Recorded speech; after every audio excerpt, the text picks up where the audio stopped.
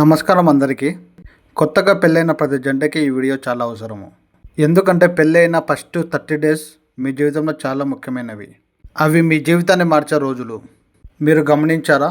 ఎందుకు కొంతమంది కపుల్స్ చాలా హ్యాపీగా ఉంటారు, మరి కొంతమందికి పెళ్ళైన ఫస్ట్ మంత్ లోపలనే మిస్అండర్స్టాండింగ్ స్టార్ట్ అవుతాయి. పెళ్ళి అనేది 2 మనుషుల కలయిక మాత్రమే కాదు, 2 కుటుంబాల కలయిక, 2 ప్రపంచాల కలయిక.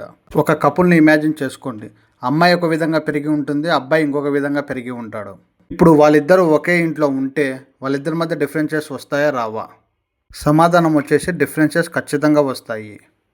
పెళ్ళికి ముందు మనకు ఒక డ్రీమ్ ఉంటుంది, మన వైఫ్ ఇలా రావాలి, లేకపోతే మన హస్బెండ్ ఇలా రావాలి అని. కానీ పెళ్ళి అయిన తర్వాత రియాలిటీ మాత్రమే ఉంటుంది. రియాలిటీని ఖచ్చితంగా అర్థం చేసుకోవాలి.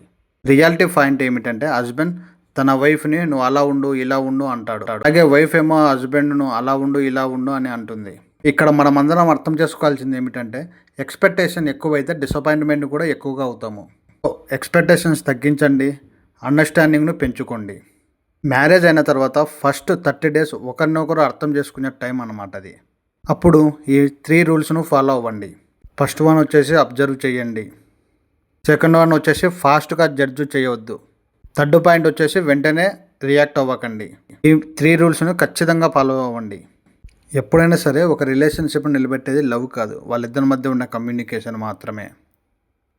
అస్సలు ఇద్దరు మాట్లాడుకోకపోవడం వల్లనే మిస్అండర్స్టాండింగ్ అనేవి పెరిగిపోతాయి. ప్రతిరోజు డైలీ 10 మినిట్స్ మాట్లాడుకోండి, ఫోన్ పక్కన పెట్టండి.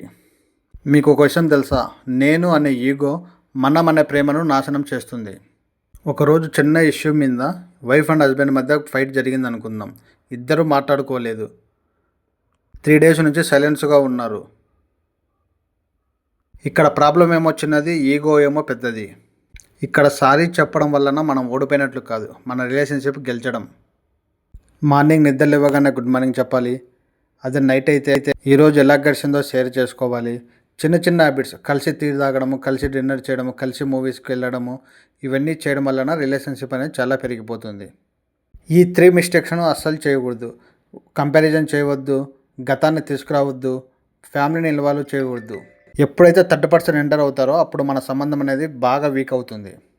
ఫిజికల్ ప్రజెన్స్ కంటే ఎమోషనల్ కనెక్షన్ చాలా ఇంపార్టెంట్. నువ్వు ఉన్నావు అంటే నాకు చాలా ధైర్యం వస్తుంది. సో ఎమోషనల్ కనెక్షన్ అనేది చాలా ఇంపార్టెంట్. సపోర్ట్ ఇవ్వండి, అవతల వారి మాటలు వినండి.